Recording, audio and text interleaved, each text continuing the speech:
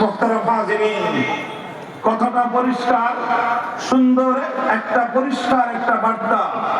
আমি বাংলাদেশে যারা ইসলাম বিরোধী রাজনীতি যারা করেন অথবা অনৈসলামিক রাজনীতি যারা করেন তাদের প্রতি আমাদের পরিষ্কার বার্তা।